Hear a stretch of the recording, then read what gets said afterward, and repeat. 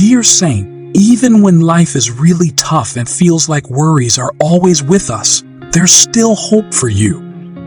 Your worries are big and important, but they don't have to make you feel hopeless. This is not just another platitude. It's based on the big truth of how good God is, a truth that stays strong even when things are hard. Seeing what God does in our lives can help us let go of our worries and find a kind of peace that's hard to fully understand. The main idea here is simple but deep. When we see how kind God is, we realize that our fears and worries are just getting in the way of real change. Worrying doesn't just make us feel down. It keeps us from seeing chances to make things better or grow as people. But we have a choice to take a different road, one that involves trusting God and giving our troubles to Him. See, God can change things in the best way and at the best time. Through our own experiences, the stories of others, and the stories in the Bible, we can see the amazing ways God works when we least expect it. The Bible reveals in Isaiah chapter 41 verses 9 through 11, "I have called you back from the ends of the earth, saying, 'You are my servant, for I have chosen you and will not throw you away.' Don't be afraid, for I am with you. Don't be discouraged, for I am your God. I will strengthen you and help you. I will hold you up with my victorious right hand."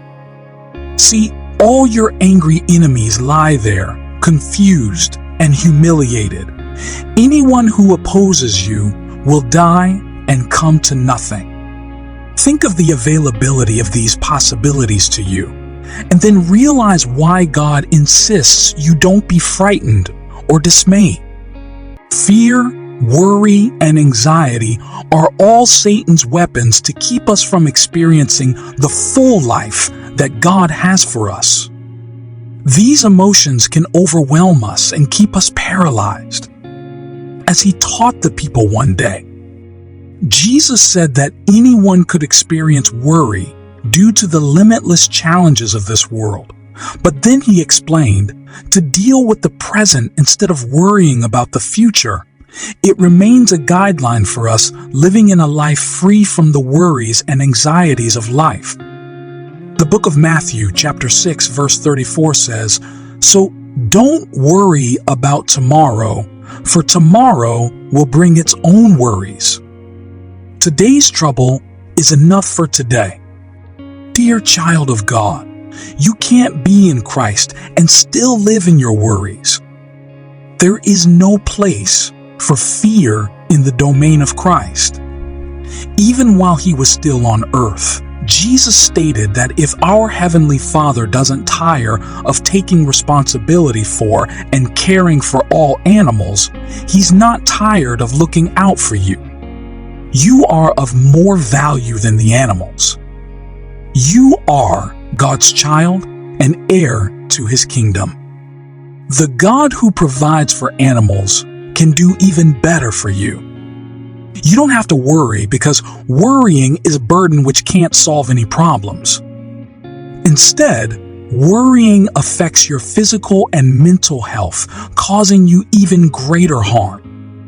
Another problem with worry is that it will never allow you to appreciate the blessings before you, even when they're staring you right in the face.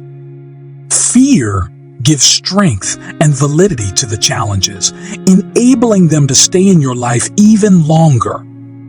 Why struggle with worry when you have a God who can take charge of that problem? Beloved, remember the words of the Apostle Paul, "Be anxious for nothing." Remember the story of Moses and the Israelites. God put Moses and his followers to the test to see their reaction. They found themselves without water in the desert. The Israelites grumbled and complained to Moses, questioning where they would find water and overlooking the God who had impressively rescued them from Egypt. What was Moses' response? He sought help from God. and God provided them with fresh water. This shows how God can involve himself in our impossible situations. He is ever ready to help us when we call on him. Do you also remember when they stood before the Red Sea? They were stuck between a huge sea and their angry former masters who wanted to take them back as slaves. They had no boats, and it wasn't like they could just jump in and swim across. This sea was too big for that. They all started to get really scared.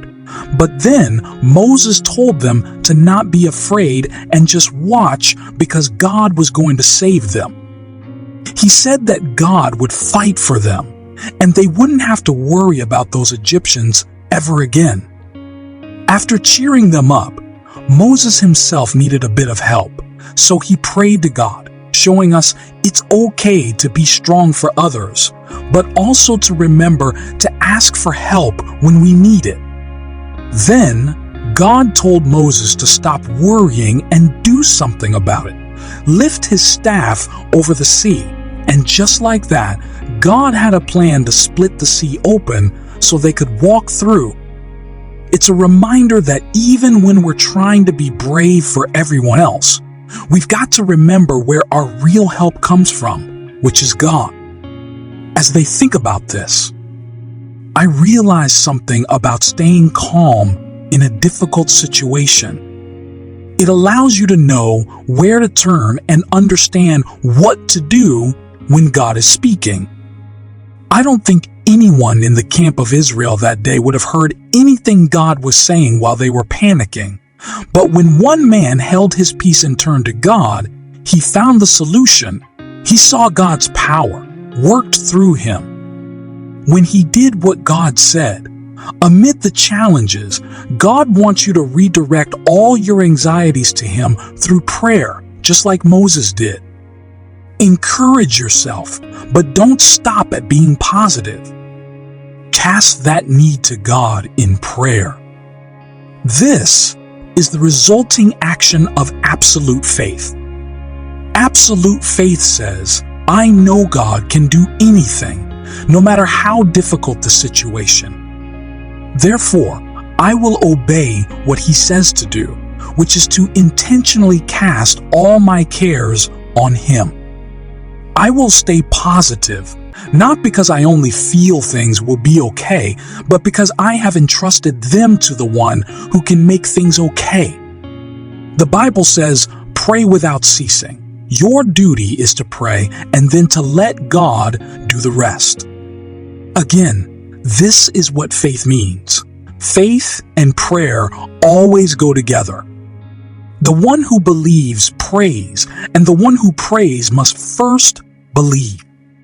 Hebrews chapter 11 verse 6 says, and it is impossible to please God without faith. Anyone who wants to come to him must believe that God exists and that he rewards those who sincerely seek him. You see, the lesson here is clear. Faith transforms our spiritual journey, unlocking the fullness of God's blessings and favor. It encourages us to seek God sincerely, with a heart open to receiving his guidance and gifts, reminding us that our faith is the key to experiencing the true richness of a life lived in harmony with the Creator. The Apostle Paul also highlights it in Philippians chapter 4, verses 6 through 7.